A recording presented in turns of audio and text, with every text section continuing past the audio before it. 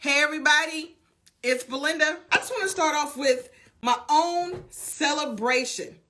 So a couple of weeks ago, I had my first out-of-state paid speaking gig, and I'm just still pumped. I'm just still so pumped about it, and I just had a reminder today that I did that. So I just want to, I just want to celebrate that. I try to celebrate my little wins because the little wins, the momentum, they add up. So I'm pumped about that. Tell me about a time you overcame an obstacle.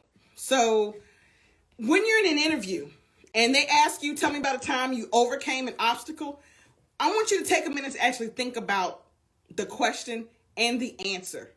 And when you answer the question, the answer needs to be how you succeeded, not something that you failed with, because they want to know how you overcame the obstacle. So think of an obstacle that you had in work life. A lot of times some of these type questions, you want to already have a story in mind.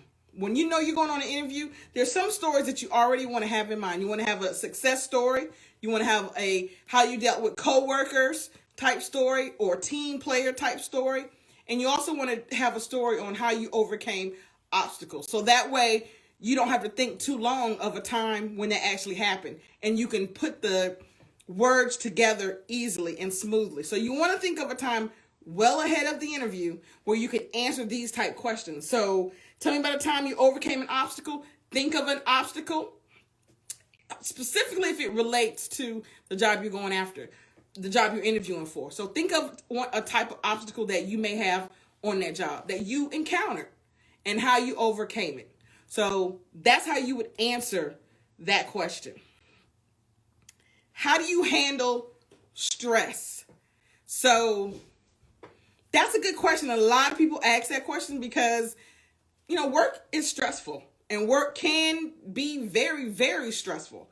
What they want to know how you handle things under stress. So how do you handle stress, or what do you do when you're stressed out? They want to know, what do you do? Because maybe the job that you're going after is stressful and they want to know how you're going to react to that. So a lot of times, what I like to tell people is, I try to handle stress the best way I can. I try to do a lot of preventive measures so that when stress does come, it does not feel as heavy. So preventive measures for me would include meditation. It would also include, it includes meditation. It includes, I take at the end of my shower, I always do a cold shower because it kind of shocks the system. So that's part of my meditation, and exercise. So I do meditation, cold shower, and exercise.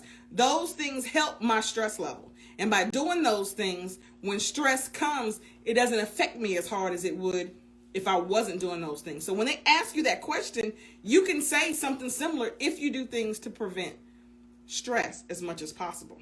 But they want to make sure that you're not going to freak out or anything like that. How early should I arrive to Zoom for an interview? That is that's such a important question right now, because a lot of people doing interviews on Zoom. I always tell people you want to arrive between 10 and 5 minutes early. And the reason is a lot of times you could have technical difficulties. And when you sign in for Zoom, they can see that you arrived early, because most of the time they'll get an email that says such and such is waiting to be let in for the Zoom room. So they can see that you arrived early. That's the equivalent of arriving 10 to 15 minutes early before a face-to-face interview. So between 10 and 5 minutes, you want to go into the interview, you want to sign in to Zoom, make sure that that way you're ready. And when they come on, because a lot of times, they may start the Zoom early just because they see you're there. And it's a good sign. So what is an at-will work state is a question that's on here. And that's a really important question, because a lot of states are at-will work states. And what that means is that you don't have a contract to work with them unless you sign a contract. Meaning you can quit whenever you want to, and they can fire you whenever they want to, as long as they're not firing you for discriminatory actions. So at will state means they don't have to keep you, and or you don't have to stay there even though you're miserable. So at will work state means, again, that you don't have to stay on a job that you don't like, that you're not happy with. And they don't have to keep an employee that they're not happy with. It's an at will state, so we can let you go. Employer can let you go as long as not, they're not being discriminating against you. Is it okay to ask about growth opportunities when you were hired for an entry-level position? Yes. And you should ask about those type of things. You should ask, what's the growth here? What's the next steps? What's the next level higher than me? So if I'm coming in entry position, what's the next level outside of that? And what are the qualifications? And et cetera, because that shows that you're interested in being there for the long term.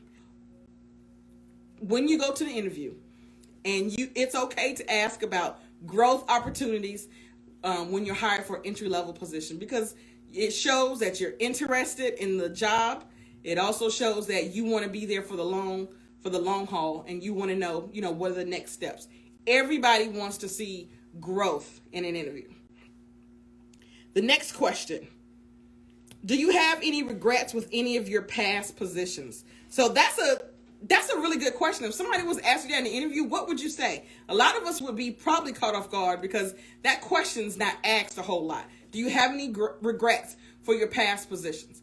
I would always answer that question with no. Because you either learn or you succeed. Your past position, you may have hated it. It may have been hard. It may have been all these negative things, but you should have learned something from it. If nothing more than, I'll never want to work in that industry again. But you learned something. So you wouldn't know that if you hadn't crossed that path. So I always tell people that, I don't have any regrets. Would I make some decisions differently? Maybe so. But I don't have any regrets for the decisions that I've made so far. I learn from them. I learn from them. I'm continuing to learn from those decisions. So you don't want to say that you have any regrets for that, unless, I guess the only way I would counter that would be, unless it, has to do with your background, maybe you got arrested or something like that, then you could kind of add that. And even in that, you can say you learned something if it was something that you did 10, 15, 20 years ago.